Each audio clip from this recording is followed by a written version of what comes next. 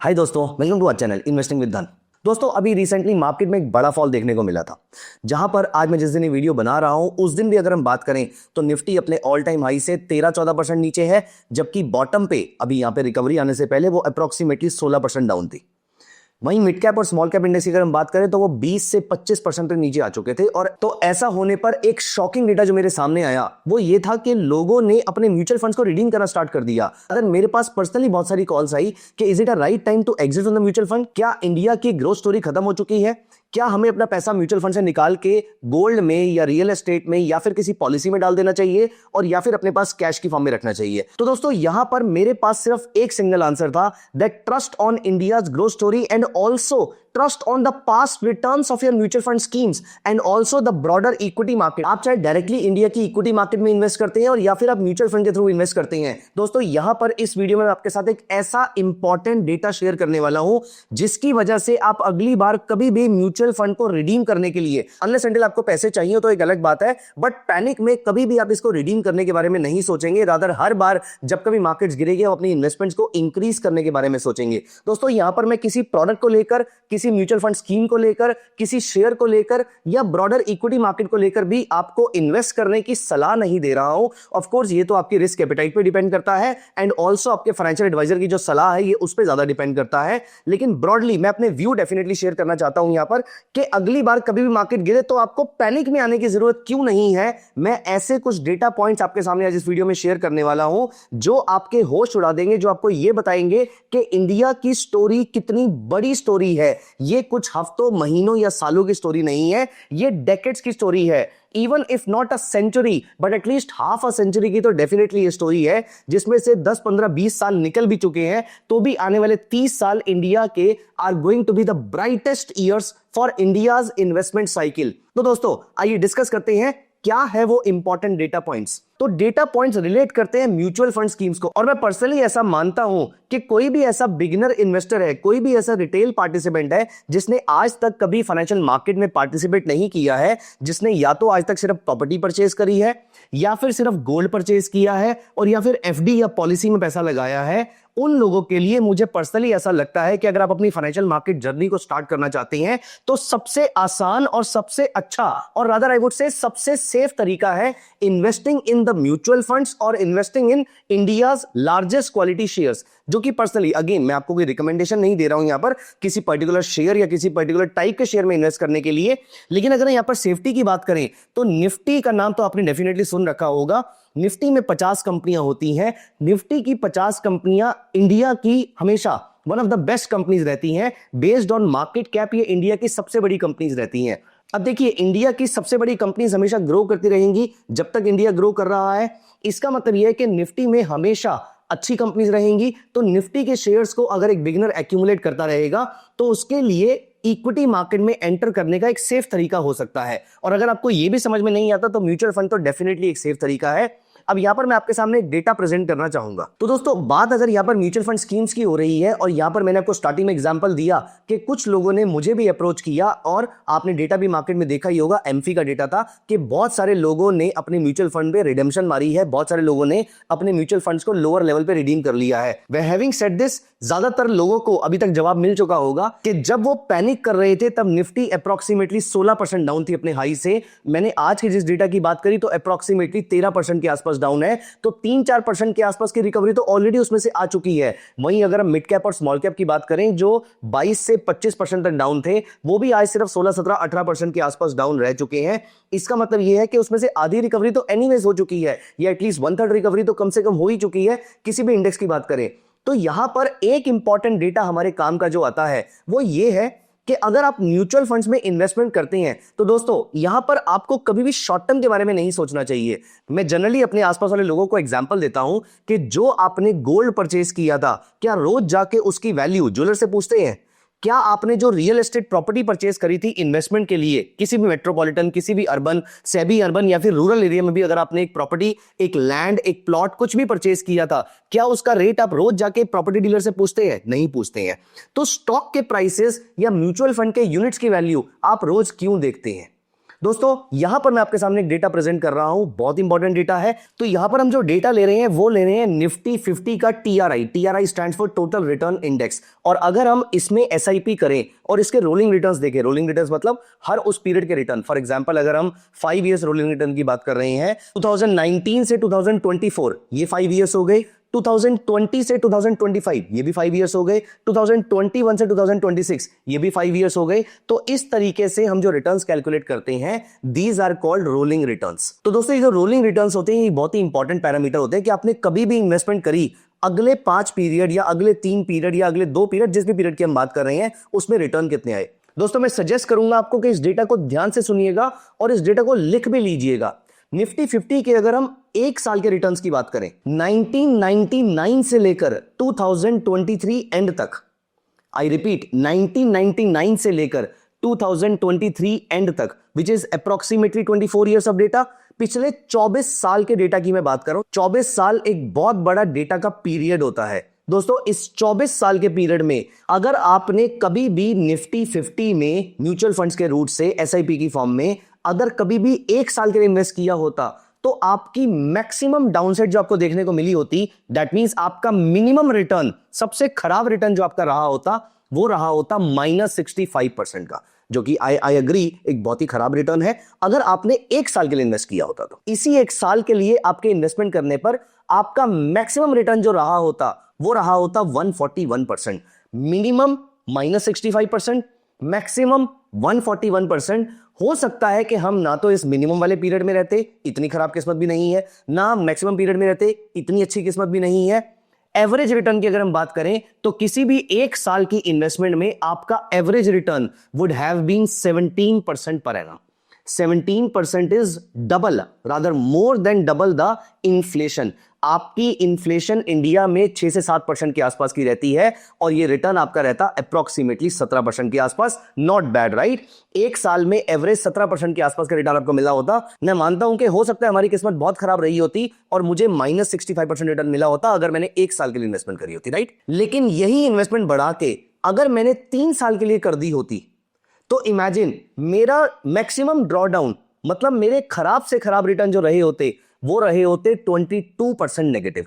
22% negative CAGR का मेरा return रहा होता और जो मैक्सिमम रहा होता वो रहा होता 54% पर एनम का रिटर्न। इमेजिन मेरा मिनिमम, मेरा सबसे खराब रिटर्न भी अब कम हो गया है, मेरा सबसे अच्छा रिटर्न भी अब कम हो गया है, चीजें ज्यादा नॉर्मलाइज हो रही हैं। इसका मतलब एक साल के पीरियड के लिए अगर इन्वेस्टमेंट करी जाए तो ये बहुत ही वॉलेटाइल होती है। यही इन्वेस्टमेंट अगर 3 साल के लिए करी जाए तो वॉलेटिलिटी कम हो जाती है। सबसे खराब रिटर्न भी -22% का रह जाता है, सबसे अच्छा रिटर्न भी 54% का रह जाता है। और अगर हम एवरेज रिटर्न की बात करें तो इंटरेस्टिंग बात यह है कि वो ऑलमोस्ट सेम रहता, 16% के आसपास। अगर आप 3 साल में इन्वेस्टमेंट करते हैं तो ऑन एन एवरेज 16% के आसपास का आपको आरओआई मिलता है, CAGR, compounded annual growth rate. दोस्तों मजे की बात तो अब शुरू होगी। अगर आपने इस इन्वेस्टमेंट होराइजन को 5 साल के लिए एक्सटेंड कर दिया होता, ना 1 साल के लिए ना 3 साल के लिए, अब अगर आप 5 साल के लिए इन्वेस्टमेंट कर रहे हैं तो सबसे खराब रिटर्न, कैन यू गेस कितना रहा होता? सबसे घटिया से घटिया रिटर्न किसी भी 5 साल के लिए अगर आपने म्यूचुअल फंड को होल्ड किया है तो कितना रहा होता? It would have been only -4%। सिर्फ और सिर्फ -4% सीएजीआर का रिटर्न आपको यहां पर मिला होता, खराब से खराब। और अच्छे से अच्छा, सबसे बढ़िया पीरियड में बेस्ट रिटर्न्स कौन से रहे होते? It would have been 48%। Isn't this beautiful? आपके जो सबसे अच्छे पीरियड्स हैं वो बहुत ही कम चेंज हो रहे हैं और जब जो सबसे खराब पीरियड है वो सिग्निफिकेंटली कम होते जा रहे हैं। एक साल में आपका सबसे खराब रिटर्न -65% था, 3 साल में गिर के ये सिर्फ -22% रह गया और 5 साल में गिर के ये सिर्फ 4% रह जाता है। और एवरेज रिटर्न इंटरेस्टिंगली 5 साल में आपका 16% के आसपास का ही आता है। मतलब ऑन एन एवरेज अगर आप 5 साल के लिए किसी भी फंड को होल्ड करेंगे तो 16% का, निफ्टी 50 की हम बात कर रहे हैं, इससे ज्यादा रिस्की फंड भी हो सकते हैं, इससे कम रिस्की फंड भी हो सकते हैं, आप बैलेंस फंड में भी जा सकते हैं, लेकिन मैं यहां पर इक्विटी मार्केट की बात कर रहा हूं, वो 16% के आसपास का रहा होता। अब दोस्तों अब आती है आई वुड से सबसे इंपॉर्टेंट और सबसे इंटरेस्टिंग डेटा जो मैं आपके साथ शेयर करना चाहूंगा। कैन यू गेस, अगर आपने निफ्टी 50 में किसी भी 7 साल के पीरियड में इन्वेस्टमेंट करी होती तो आपका सबसे खराब रिटर्न क्या रहा होता? अगर आपने 7 साल के लिए, आई रिपीट माई क्वेश्चन, अगर आपने 7 साल के लिए म्यूचुअल फंड को होल्ड किया होता, विच इज निफ्टी 50 का टीआरआई म्यूचुअल फंड अगर आपने होल्ड किया होता, तो आपके सबसे खराब रिटर्न्स कितने रहे होते? Interestingly it would have been only 0%। मतलब खराब से खराब रिटर्न भी 0% और अच्छे से अच्छा return was 40%। And do you know what was the average return? Again almost 15 to 16% per annum.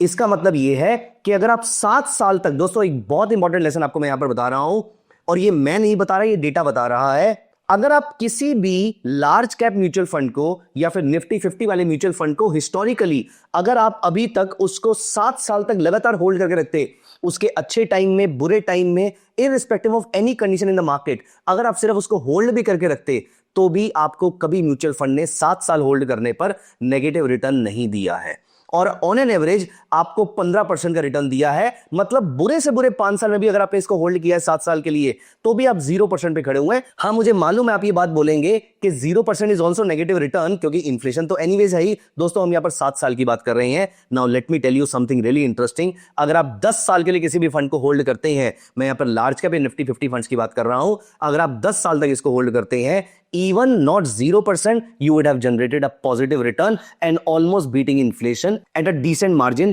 आप आराम से इन्फ्लेशन को बीट कर सकते थे और ऑन एन एवरेज आपको अगेन 15 से 16% के आसपास का रिटर्न मिलता है। इसका मतलब यह है कि mutual funds are not the short term investment instruments, mutual funds are the long term investment instruments. Just like any other product, आपका गोल्ड आपके ग्रैंड पेरेंट्स ने खरीदा था और आप भी उसको अभी तक होल्ड कर रहे हैं, और हम उसको अपनी जिंदगी के एंड तक होल्ड करने को रेडी है। रियल एस्टेट प्रॉपर्टी हमारे पेरेंट्स ने, ग्रैंड पेरेंट्स ने परचेस करी थी, या फिर हमने भी परचेस करी और हमने उसको इमीडिएटली बेचने के बारे में नहीं सोचा होगा। हम उसको लगातार होल्ड कर रहे हैं और अपने बच्चों को पास ऑन भी कर कर जाएंगे। तो दोस्तों यहां पर म्यूचुअल फंड और शेयर्स जो है, मार्केट थोड़ा सा भी अगर नीचे गिरती है, करेक्शन स्टार्ट होती है, हम उसको बेचने के बारे में क्यों सोच लेते हैं? Rather, market गिरने पर, as Warren Buffett says, be greedy when others are fearful and be fearful when others are greedy। तो जब सभी लोग डरे हुए होते हैं, तो यहां पर तो म्यूचुअल फंड्स में और यूनिट्स एक्यूमुलेट करने की जरूरत है ना। दोस्तों अगली बार कभी भी इंडिया की इक्विटी मार्केट्स गिरती हैं, तो आपको म्यूचुअल फंड्स को बेचने की जरूरत नहीं है, रादर इनको और एक्यूमुलेट करने की जरूरत है। मैं at any point in time I am not recommending you to buy any particular type of mutual fund, any particular category of mutual fund, any particular AMC, any stock, nothing. मेरा सिर्फ एक purpose है, मेरा सिर्फ एक objective है कि मैं आपको यह बता पाऊं कि मार्केट जब गिरती है तो आपका कॉन्फिडेंस इंक्रीज होना चाहिए, इंस्टेड ऑफ कि आपका कॉन्फिडेंस शैटर हो। अगली बार जब मार्केट गिरे तो आपको म्यूचुअल फंड यूनिट्स को एक्यूमुलेट करने की जरूरत है, ना कि उसको बेचने की जरूरत है। मैं आपके सामने एक डेटा पॉइंट और ऐड करूंगा। What is the probability that your mutual funds, Nifty 50 mutual fund, will generate a return of more than 12%? दोस्तों अगर आप म्यूचुअल फंड को 1 साल के लिए होल्ड करते हैं, तो 54% प्रोबेबिलिटी है कि आपका म्यूचुअल फंड 12% से ऊपर का रिटर्न जनरेट करेगा।